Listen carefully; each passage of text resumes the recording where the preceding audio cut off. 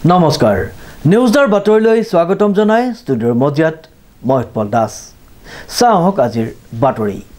অসম প্ৰদেশ কংগ্ৰেছ কমিটিৰ কাৰ্যকৰী সভাপতি তথা প্ৰাক্তন বিধায়ক ৰাণা গোস্বামীৰ সংবাদ মাধ্যমৰ আগত স্পষ্টীকৰণ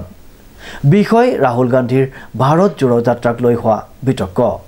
নিউজৰ এক ৰিপৰ্ট যোৰহাটৰ ৰাহুল গান্ধীৰ ভাৰত জোড়ো যাত্ৰাক লৈ বিতৰ্ক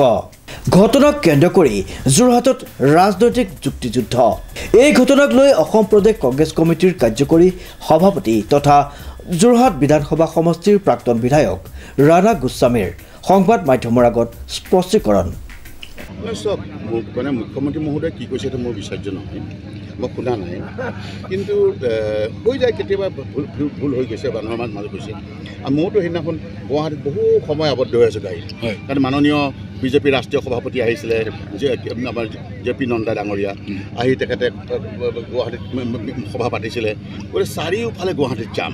মানে মানুহে জীয়াটো ভুগিছে গতিকে যেনেকৈ VIP আহে তেনেকুৱা হৈ যায় গতিকে সেইটা মই নিজে ভুগিছোঁ গুৱাহাটীত গতিকে ক'বলগীয়া একো নাই তেখেত আহিছিলে গতিকে চাৰিওফালে গাড়ী জাম হৈছে একচুৱেলি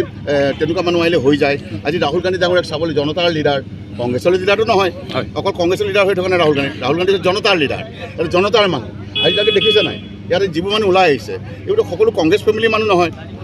যোৰহাটৰ নিচিনা এখন জেগাত এইবোৰ আজি কংগ্ৰেছ ফেমিলিৰ মানুহ নেকি সকলোতো কংগ্ৰেছ ফেমিলি নহয় আজি শিলডল ভাঙি মানুহ ওলাই আহিছে কাৰণ বুজি পাইছে যে দৰিদ্ৰৰ কাৰণে যদি প্ৰকৃতত যুদ্ধ কৰা ব্যক্তি আছে শিক্ষিত নিবনুৱাৰ ক্ষেত্ৰত যদি মাত মতা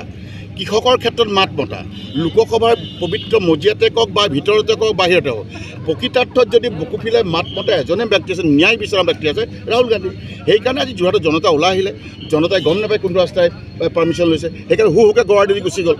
গুচি যোৱাৰ কাৰণে মই ভাবিছোঁ পিছত বহুত দূৰৰ পৰা বোলে চিকিউৰিটি গাড়ীবিলাক আৰু চিকিউৰিটি গাড়ী আৰু হেৰি সোমাইছে মিডিয়া গাড়ী বহুত দূৰত ঘূৰাইছে গতিকে এইটো একচুৱেলি জনতাই গুচি যোৱাৰ কাৰণে হৈছে কংকন জ্যোতি শৰ্মাৰ ৰিপৰ্ট নিউজ নাও।